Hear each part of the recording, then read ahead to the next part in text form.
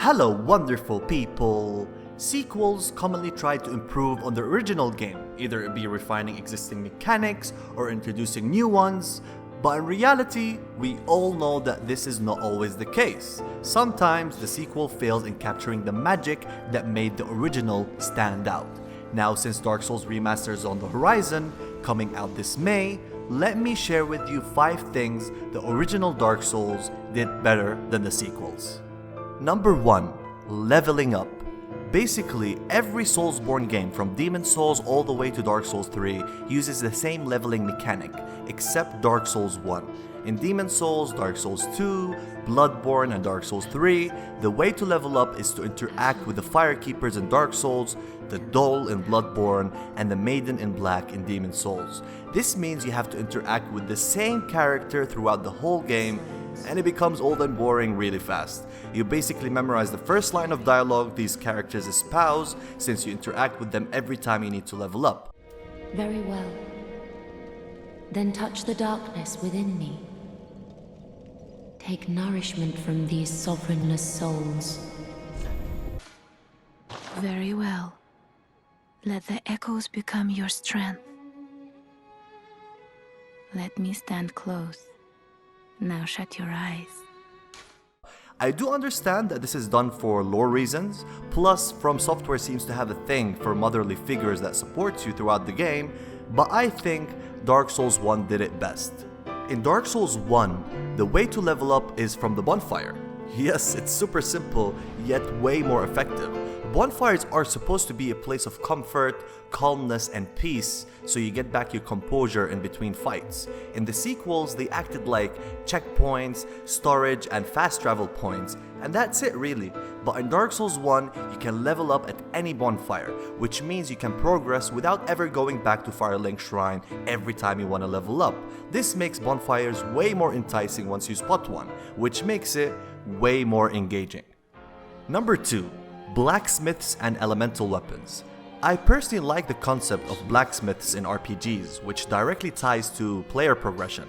In Dark Souls 2, we had 3 blacksmiths, Lenegrast, Steadyhand Macduff, and Weaponsmith Ornifex. The first 2 blacksmiths are forgettable, boring, bland, banal, dull, and flavorless. Yes, they are simply bad. Actually, maybe the worst characters in the series. Really, no exaggeration here. Also, they offered straightforward upgrades. Nothing really stands out.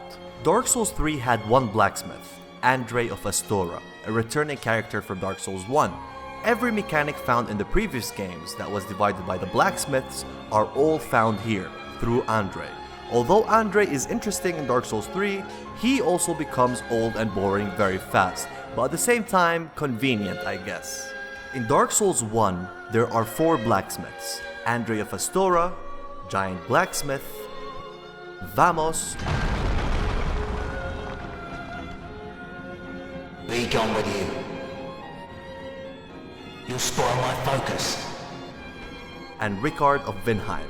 Each one of these blacksmiths had unique enchantments and upgrades. For example, Vamos specialized in fire and chaos weapons, while Ricard of Vinheim focused on magic weapons.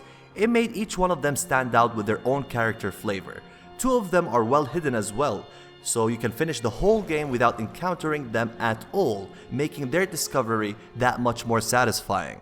Elemental weapons were the most balanced in Dark Souls 1, at least after they patched them a couple of months after the release of the game, as they were overpowered before then. In Dark Souls 2, elemental weapons are straight up better than physical weapons, which doesn't make sense really. Spellcaster builds benefited from the spells, as well as having better melee weapons, so the game kind of forced you to at least specialize in one school of magic. In Dark Souls 3, it's a mixed bag. Some elemental weapons are good, but most of them are much weaker than physical weapons. The difference is huge, which made caster builds handicapped in the melee department. In Dark Souls 1, elemental weapons are weaker than physical ones, but not in a huge margin. They gave every build access to elemental weapons. Moreover, some of them scaled like raw weapons from the sequels, as in you only need the base stats of the weapon in order to wield it optimally, so no need for additional scaling in many cases. The biggest problem I would say in Dark Souls 1's weapon upgrading is its convoluted nature. It's not well explained, and creating boss weapons were something you had to discover and learn how to do yourself. I'm a blacksmith. I'm nothing without my tools. Bring me that key. Chop chop. Number 3. Covenants. If you asked me back in Dark Souls 1 days that Covenants will be on this list, I would say hell nah, as I expected From Software to vastly improve the Covenant system in their future games. But after 2 Dark Souls games, Dark Souls 1 still stands out as the best one. It had the most unique Covenants that really fit the theme and lore of the game. Every Covenant in the sequels were a direct iteration of the Covenants in Dark Souls 1, except a couple of unique ones in Dark Souls 2, like the Rat King Covenant, which is one of my favorites. Also there was the Pilgrims of Dark, which has additional PvE content, and the Company of Champions, which made the game a bit harder. In Dark Souls 1, we had the Forest Hunters, arguably the most fun Covenant in the entire series. Basically, when somebody enters Darkroot Garden, they will be attacked by forest hunters that protect the forest from foreign invaders. The area was huge and the host can summon others to aid them in the area. This created a lot of super fun situations where you had red invaders, aka the Dark Wraiths, pitted against forest hunters, the host, and Blades of the Darkmoon. I would guess that this area has the most PvP related deaths in the entire series, and it's super active till this day. They tried to continue this trend in Dark Souls 2 with the Bellkeeper's Covenant, but it never worked as good as the Forest Hunters from Dark Souls 1. It was mainly because the 2 Bellkeeper areas were bland and very small compared to Darkroot Forest. Then we had Watchdogs of the Farron in Dark Souls 3, which didn't work properly as well. The closest thing that comes to the Forest Hunters are Aldrist Faithful from Dark Souls 3. Another super unique Covenant in Dark Souls 1 is the Gravelord Servants. Till this day, I can't understand how they did not bring it back in the sequels. It's simply one of the best Covenants the series has to offer. Once you become a Gravelord Servant, you can wreak havoc in 2 other random player worlds. The 2 players will have way more enemies in their world that are much stronger than the original versions. They are colored red just like invaders, and they can be a pain in the ass. The only way to get rid of them is looking for the unique Gravelord summon sign in the area that is affected. Once you interact with it, you will invade the Gravelord Servant. If you defeat him, then the enemies will perish. If you don't and he ends up killing you, the enemies will stay there and you can invade him again and give it another shot. Another way to get rid of the enemies is simply by killing the boss in the infected area. Also, the Gravelord Servant cannot summon co-opers, so he will be all alone facing the heat. A lot of fascinating scenarios can play out. Other invaders can join in and gank the Gravelord Servant or actually help him out. And with the increase of players in an online session, this feature will be pure awesomeness. Furthermore, Covenant rewards were really good. Some of the best spells are found through them. They were also exclusive for each Covenant, meaning if you get a reward from a Covenant and then you leave it, you won't be able to use the spell. This can be limiting, but it further enriches the role-playing aspect of the game. The things I dislike about the Covenant system in Dark Souls 1 is its super high punishment for leaving a Covenant and its obscure or not very well explained nature.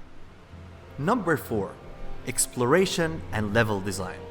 When people talk about the original Dark Souls, you usually hear about how good the level design is. This is not an understatement.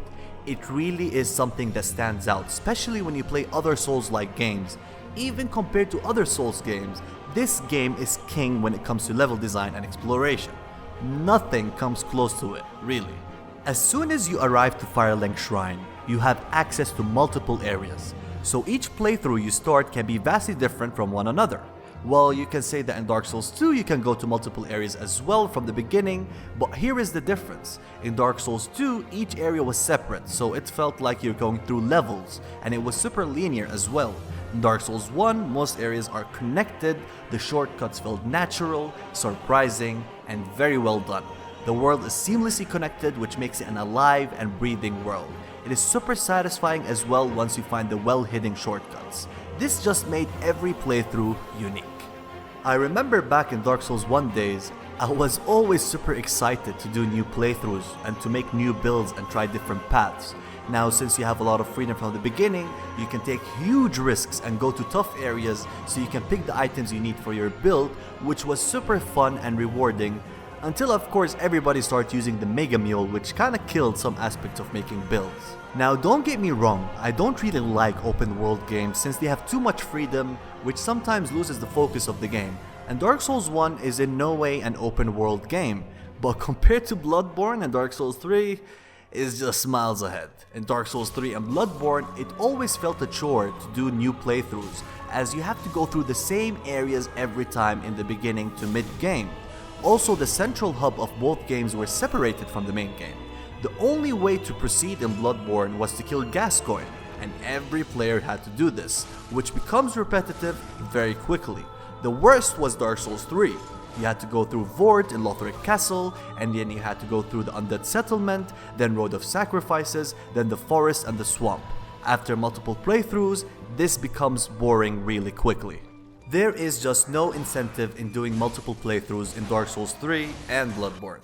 Now moving on, exploration was more rewarding as well. There were many hidden areas and NPCs in the game that you can easily miss in your playthrough.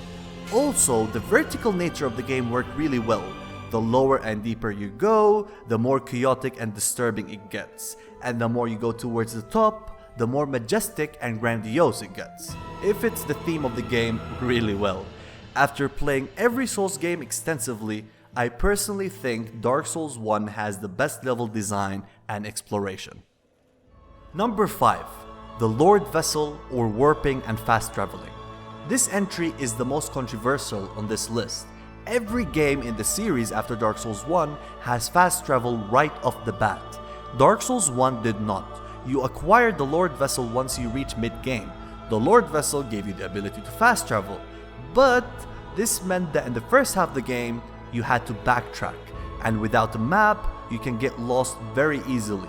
Yet, I think this is one of the better features in the game. Trust me, I don't like backtracking in most games, but in Dark Souls 1, it really did work differently. There is a reason why every Dark Souls veteran knows the game locations and shortcuts by heart. First of all, fast traveling from the beginning of the game killed immersion, and bonfires become glorified checkpoints. Once you complete an area, you move on. But since Dark Souls 1 has a near perfect level design, this was never a problem. Enemy placements were so cleverly done that the game is designed in a way that enemies has different advantages or disadvantages depending from which direction you're coming. Since the game is mostly interconnected, you can move fairly quickly between areas. Also, I guarantee you that you will discover something new once you backtrack an area. It's designed this way, and oh boy, it felt so satisfying when you discover something new. And once you realize how well connected this game is, it just clicks with you and you realize how long you have come since you started. It also makes you feel part of the world. If you have fast travel from the beginning, you feel disconnected from the world, and it can really kill the atmosphere of the game.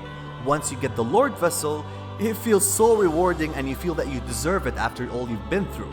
Also, at that point in the game, areas can be far apart, so the Lordvessel comes at the perfect time.